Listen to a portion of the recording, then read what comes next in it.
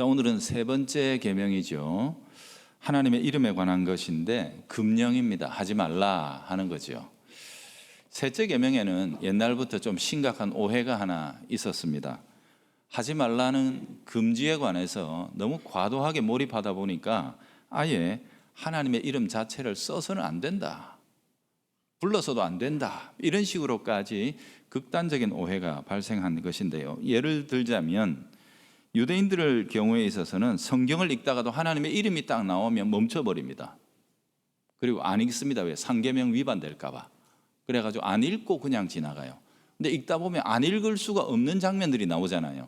그런 경우에 있어서는 어떻게 하느냐 하면 하나님의 이름을 그대로 안 읽고 주님이라는 말로 바꾸어버립니다. 그래서 그게 아도나이라는 말이죠. 그죠? 근데 문제는 그렇게 하다 보니까 본래 하나님이라는 이름을 어떻게 읽었는지를 잊어버린 거예요. 유대인들의 언어가 참 독특한데요. 여러분 여기 보면 무슨 글자 같습니까? 예, 하나님. 대번에 이게 그 다음에 이라는 이 모음이 들어간 걸 대충 짐작하시고 하는 거잖아요. 근데 이런 식으로 원래 유대인들은 이렇게 자음만 써요.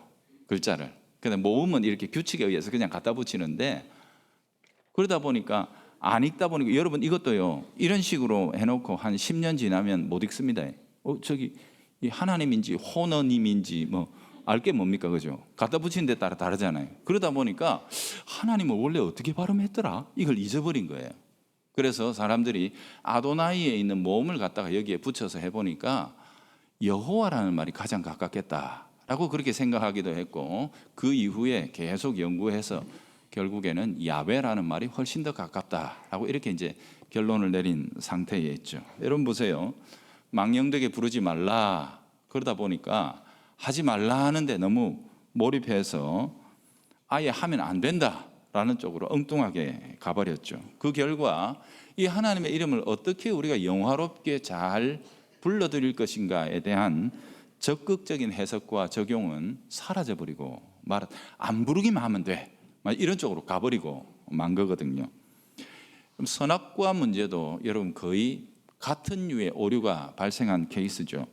그건 역시 하나님께서 먹지 말라 하는 금령으로 주신 것 아니겠습니까? 그런데 이것은 에덴 동산에 있는 다른 모든 나무의 열매는 먹어도 좋다, 아니 먹어도 된다라는 훨씬 더 풍성한 하나님의 허락과 자유 위에 세워진 극히 제한적인 하나의 조치였지 않습니까? 그죠? 특별히 선악과 바로 곁에 어떤 나무가 있었죠? 생명나무가 있었는데 이 생명나무는 꼭 먹어야 되는 것. 그러니 너무도 선명하게 하나님의 은혜를 우리에게 먹을 수 있는 훨씬 풍성한 것과 꼭 먹어야 하는 것을 더욱더 강조적으로 드러낼 수 있는 은혜의 방편이었는데, 희한하게 이런 적극적인 하나님의 자유와 또 풍성하신 은혜의 이미지는 다 놓쳐버리고 저거는 왜 먹지 말라고 했지? 그러면서 먹지 말라고 한 그 하나에 이제 올인하는 거예요. 금지된 사실 그것 하나에만 완전히 마음이 꽂혀가지고 그것만 묵상, 왜 먹지 말라 했었고, 이렇게 하면서 금지된 것만을 근거로 해서 하나님을 판단하기 시작합니다. 하나님이 못 먹게 하는 분이다. 항상 우리를 옥죄고 금지하고 못하게 하고 우리의 자유를 박탈하는 분이다.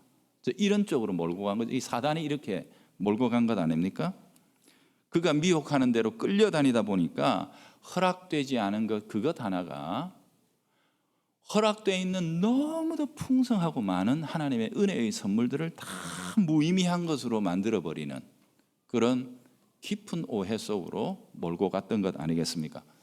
여러분 오늘날에도 이런 비슷한 형태의 오해들이 존재하죠. 하나님이 거룩하라 그러니까 거룩해야 돼 이렇게 올인해가지고 거룩하기 힘들게 만드는 세상을 아예 등져버리는 분들이 있죠. 그래서 죄지을 유혹도 없고 함께 죄지을 사람도 없는, 그런데 가가지고 홀로 거하면서 나는 거룩해 이러고, 그게 무슨 거룩인가요? 그죠? 이런 소극적이고 도피적인 거룩을 추구하는 일은 교회사 가운데 항상 있었는데, 그런 걸 추구하는 사람들은 실로 하나님 나라와 역사에 아무런 유의미한 공헌을 한 바가 없습니다. 지극히 약한 거죠. 하나님은 우리를 세상의 빛과 소금이 되라 그렇게 말씀하셨죠.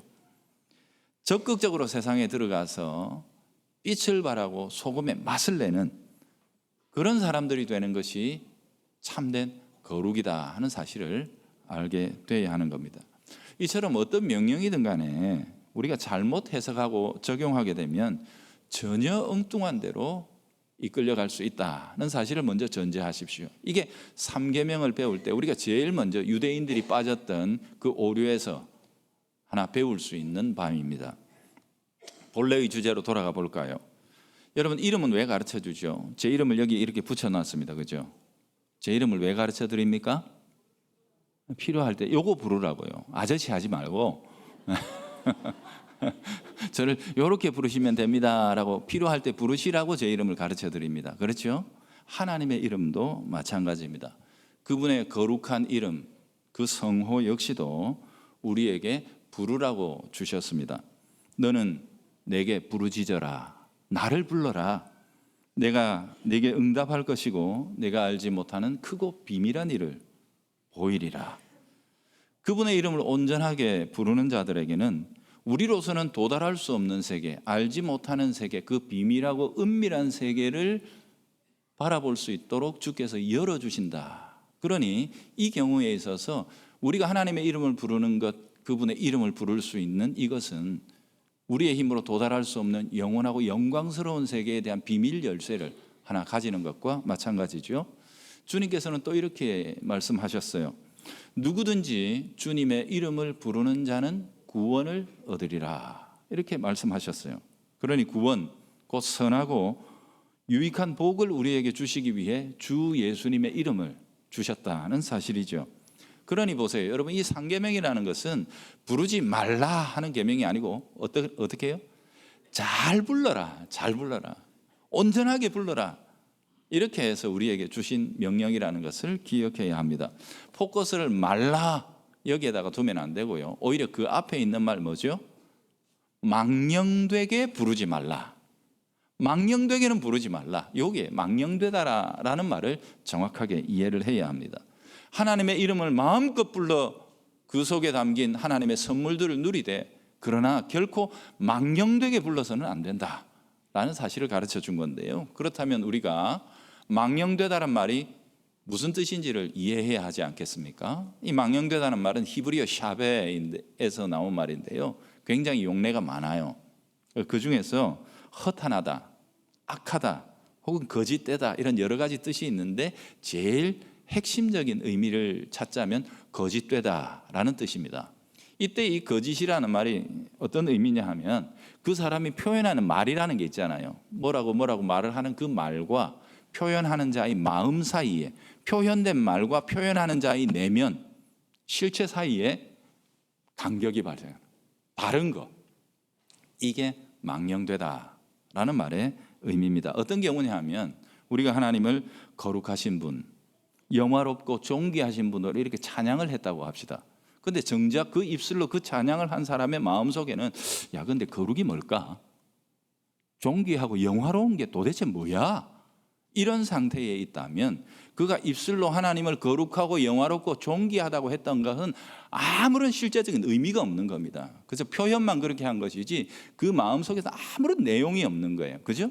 여러분, 이런 경우에 있어서 그 말은 허위요 기만이다 하는 겁니다.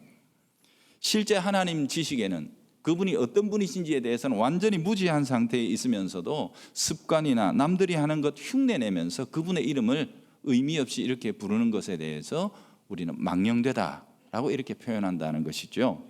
그런데 사실은 이것보다 더 심각한 경우가 있습니다. 무지를 넘어서 아예 불신의 경우입니다. 입술로는 공경과 찬양의 표현을 하고 있지만 속으로는 에이 뭐 그럴까? 그렇기는 뭐 그래? 별거 없더만. 전능하신 분 이래놓고 진짜 속으로는 에이 그래도 뭐 하려면 내가 알아서 해야지. 뭐 이렇게 생각한다든지 이런 거 있잖아요. 그죠? 그런 걸 말합니다. 단지 사람들이 주변에서 보고 하니까 체면치레 하느라 하나님을 이렇게 막 높여지고 죽게 세우고 하지만 실제로는 마음속에서는 하나님을 그렇게 안 믿는 겁니다. 불신하는 거죠. 그런 상태에 있는 자들이 하나님에 대해서 이름을 부르며 어떻게 하고 표현하는 것들이 성경이 말하는 망령되다 하는 거죠. 오늘 우리 찬양대가 하나님에 대해서 아름다운 찬양을 올려드렸습니다만 진정으로 그 찬양된 가사 속에 담겨 있는 하나님과 또 우리의 신앙 고백이라는 것이 진지한 그리고 깊이 자기를 살피는 것에서 나오는 고백이 아니라면 이건 역시도 망령된 것이 될 수 있다는 사실을 항상 주의해야 합니다. 기도의 경우도 마찬가지지요. 우리가 기도를 처음 드릴 때 하나님을 부르지 않습니까? 우리 교회는 아빠 하나님 이렇게 많이 부르는데 거룩하시고 자비롭고 은혜로우신 하나님 이렇게 그분의 이름을 부르면서 시작한단 말이죠. 그렇지만 기도자가 그 호칭들에 대해서 영혼 깊은 곳에서 살피며 생각하고 진정으로 조심하면서 겸비하면서 그 이름을 쓰고 있느냐, 습관적으로 나오느냐, 이 부분에 대해서도 우리가 항상 살펴야 한다 하는 겁니다. 7절 하반절을 한번 보세요, 여러분. 여호와는 그의 이름을 망령되게 부르는 자를 죄 없다 하지 아니하리라. 간접 표현이죠. 죄 없다고 할 수 없다. 이건 뭐예요? 반드시 죄를 묻겠다라는 강조적인 표현이 됩니다.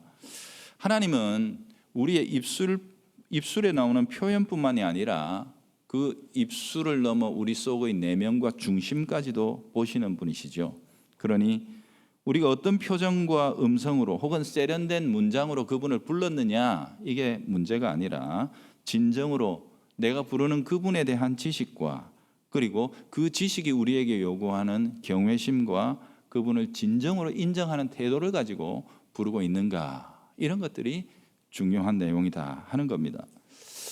그러므로 신자는 기본적으로 그 언어 생활에 진실해야 합니다. 물론 우리가 완전하게 진실할 수는 없지만 진실하기 위해 치열하게 몸부림을 쳐야 하지요. 특히 우리가 하나님에 대한 것을 말할 때 혹은 그분의 이름을 빙자해서 무언가를 할 때 우리는 반드시 우리들의 말과 내면의 태도, 지식, 그리고 그 이후에 그분의 이름을 가지고 한 말에 대해서 우리가 책임지는 그 이후에 삶에 이어지기까지 우리는 일관된 태도를 보여야 한다는 사실을 3계명은 가르쳐 주고 있는 거죠.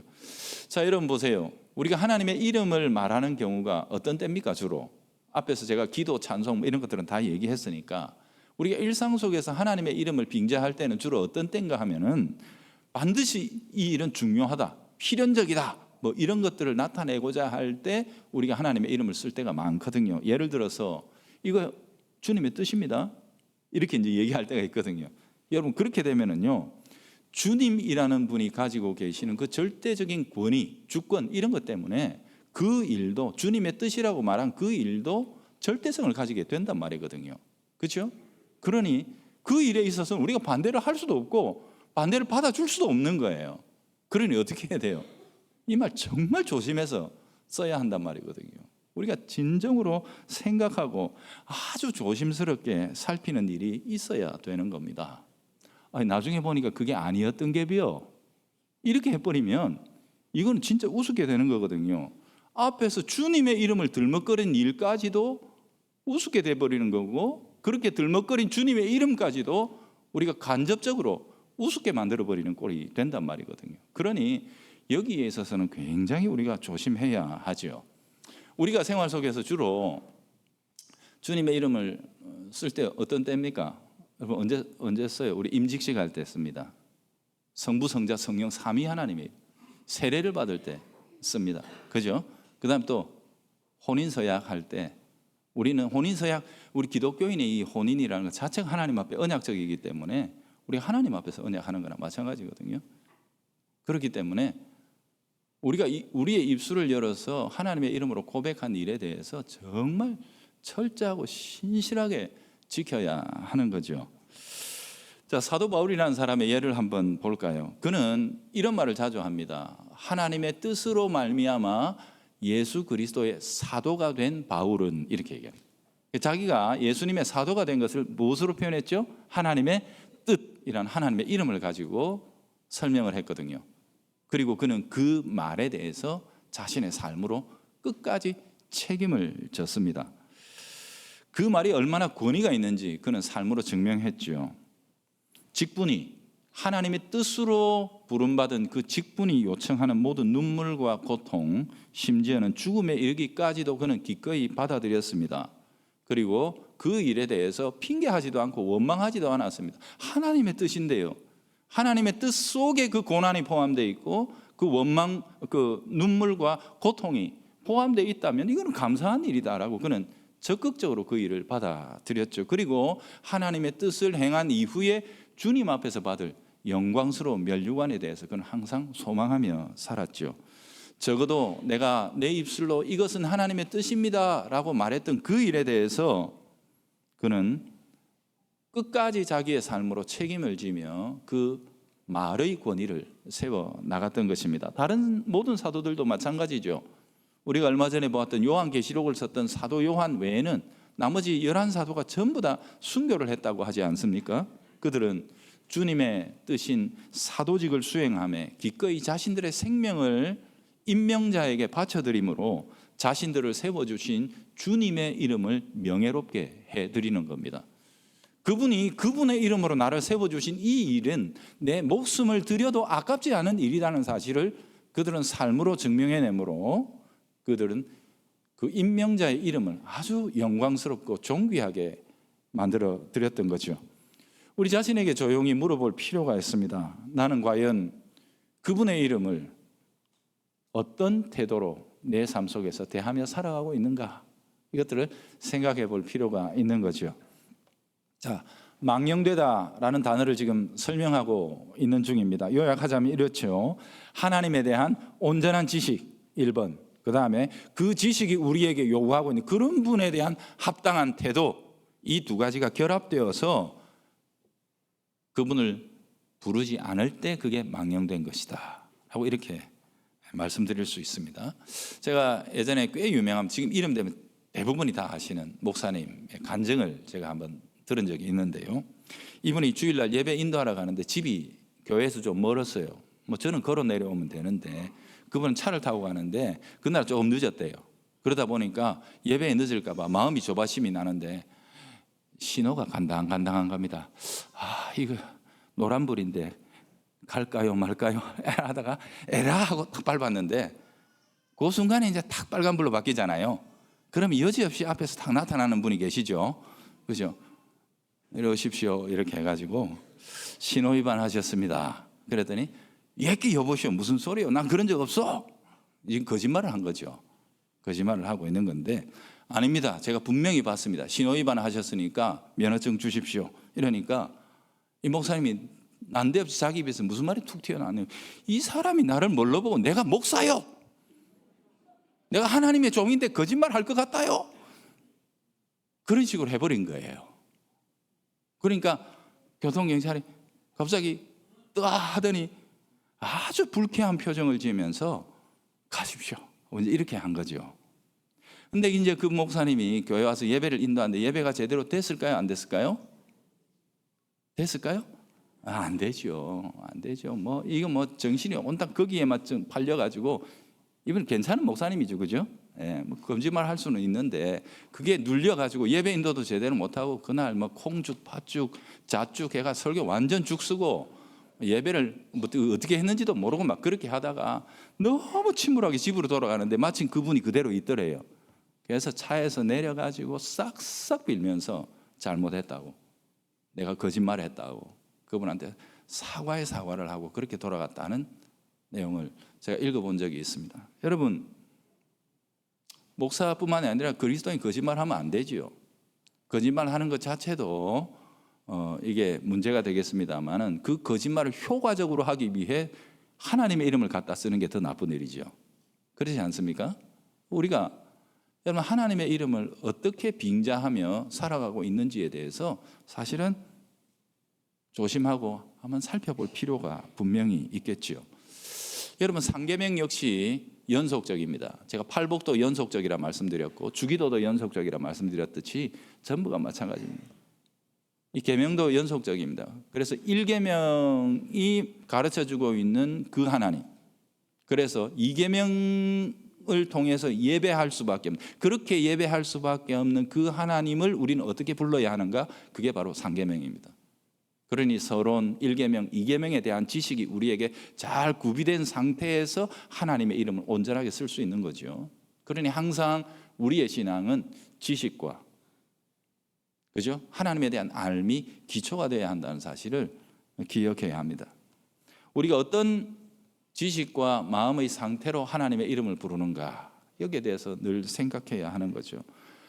화려하고 세련된 언어, 그러나 정작 부르는 자의 마음속에는 하나님에 대한 지식도 경외심도 없다면 그의 모든 언어는 다 기만이요 또 허위다, 심지어는 죄다, 이렇게 가르치고 있는 것이 3계명인 거예요. 그게 망령되다라는 말의 의미죠. 하나님의 이름은 아무나 부를 수 있는 게 아닙니다. 흉내낼 수 있는 게 아닙니다. 먼저는 그분의 구원을 체험해야 합니다. 그분을 나의 구원의 하나님으로 아는 자들이 부를 수 있고, 그 이름을 불러 우리에게 주신 유익을 이해하고 의지하며 사모하는 자들이, 사랑하는 자들이 그 이름을 부를 수 있습니다. 그렇죠. 그러니까 하나님의 이름을 우리가 부른다는 사실은 세상은 누리지 못하는 아주 특별한 특권이라는 사실을 우리가 기억해, 우리만 할 수 있는 거예요. 자녀만.